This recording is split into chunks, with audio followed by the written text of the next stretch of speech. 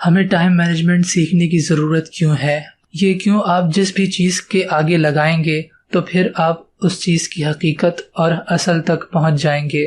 بالکل اسی طرح جب آپ ٹائم مینجمنٹ کے آگے یہ کیوں لگائیں گے تو آپ کو اس کی حقیقت اور اصل تک پہنچنے میں بہت آسانی ہوگی۔ یہ سوال اٹھانے کا مقصد یہ بھی ہے کہ دنیا میں دو قسم کے لوگ ہوتے ہیں، ایک وہ جو ٹائم مینجمنٹ کرتے ہیں اور ایک وہ جو ٹائم مینجمنٹ نہیں کرتے، یعنی ان کے کاموں کی کوئی ترتیب نہیں ہوتی۔ اب ایسا نہیں ہے کہ ان کو ٹائم مینج کرنے کی اہمیت پتہ نہیں ہوتی، پتہ ہوتی ہے، ان کو معلوم ہوتا ہے، مگر یا تو وہ اس کے بارے میں لاپرواہ ہوتے ہیں، یعنی اپنے مسلسل گزرتے وقت کی قیمت کا احساس نہیں کرتے، یا تو پھر وقت کی اہمیت اور اس کی مینجمنٹ کرنا اس شدت سے ان کے شعور کی سطح پر واضح نہیں ہوتا جس شدت سے وقت کی قدر کرنے والوں اور اس کو مکمل ترتیب دینے والوں کی شعور کی سطح پر ہوتا ہے۔ اب آپ چند وجوہات جانیں گے کہ ٹائم مینجمنٹ سیکھنا اور کرنا کیوں ضروری ہے۔ نمبر 1، اگر آپ کے وقت کو آپ کی زندگی کہا جائے تو غلط نہیں ہوگا۔ تو ٹائم مینجمنٹ سیکھنا اس لیے ضروری ہے کیونکہ یہ آپ کی زندگی کی مینجمنٹ ہے، اور اگر آپ کی زندگی کی مینجمنٹ ہو جائے تو آپ کی زندگی یقیناً کامیاب ہوگی، کیونکہ بہت سے لوگوں کی زندگی ناکام اس وجہ سے بھی ہوتی ہے کہ ان کی زندگی میں کوئی ترتیب نہیں ہوتی، ان کی زندگی بکھری ہوئی ہوتی ہے، اور ایسا صرف ایک ہی وجہ سے ہوتا ہے کہ وہ اپنے وقت کے حوالے سے بے شعور رہتے ہیں، یعنی وہ اپنے وقت کی مینجمنٹ نہیں کرتے۔ نمبر 2، آپ کے پاس کتنا وقت بچا ہے یہ کوئی نہیں جانتا، یہاں تک کہ آپ خود بھی نہیں جانتے۔ آپ اپنے آنے والے وقت کے بارے میں جو جانتے ہیں وہ صرف گمان اور اندازے کی حد تک ہے۔ تو اگر آپ اپنے آنے والے وقت کی تیاری اچھے انداز میں کرنا چاہتے ہیں اور یہ چاہتے ہیں کہ آپ کا مستقبل روشن ہو، تو یہ ضروری ہے کہ آپ اپنے موجودہ اور مستقبل قریب میں آنے والے وقت کی ایک ترتیب بنائیے۔ اگر آپ ٹائم مینجمنٹ نہیں کریں گے تو آپ کا مستقبل تاریک ہو سکتا ہے۔ نمبر 3، آپ کا ماضی یعنی آپ کا وہ وقت جو گزر چکا ہے کبھی واپس نہیں آئے گا، لیکن آپ کا ماضی آپ کا تجربہ ہے اور آپ کے ماضی میں مسلسل اضافہ ہوتا جا رہا ہے۔ ہر گزرتا لمحہ آپ کے ماضی میں اضافہ کر دیتا ہے۔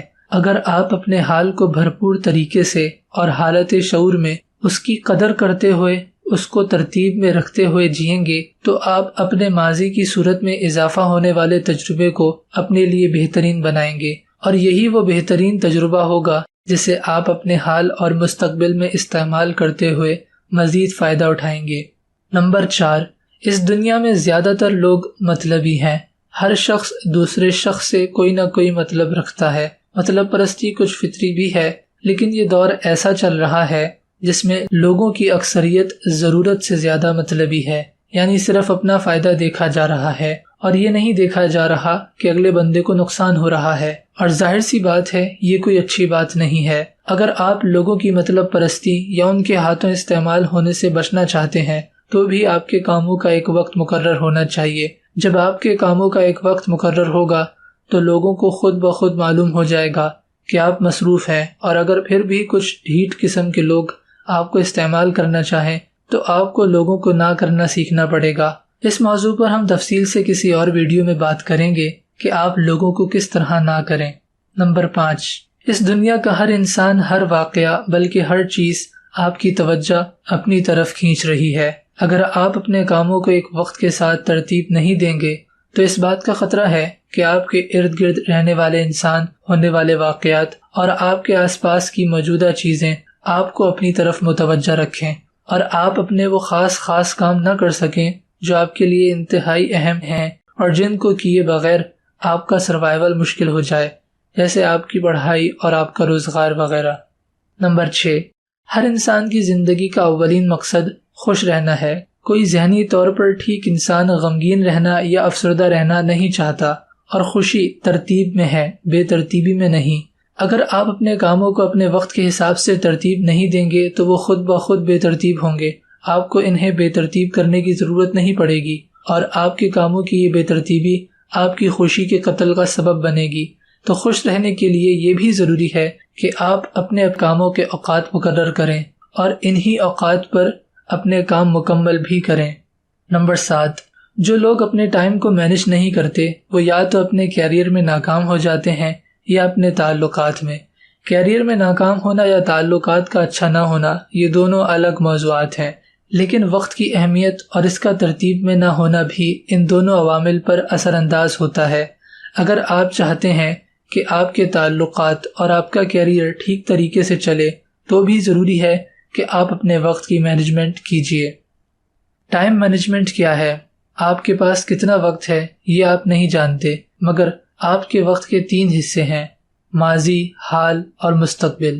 اصل وقت حال ہے۔ آپ کا اپنے حال کو جاننا، اسے ترتیب میں رکھنا اور اس کا صحیح استعمال کرنا آپ کا اپنے وقت کے ساتھ صحیح انصاف ہے۔ اپنے حال کو جاننے سے مراد کیا ہے؟ یعنی آپ کو پتہ ہو کہ آپ کا حال اچھا گزر رہا ہے یا نہیں۔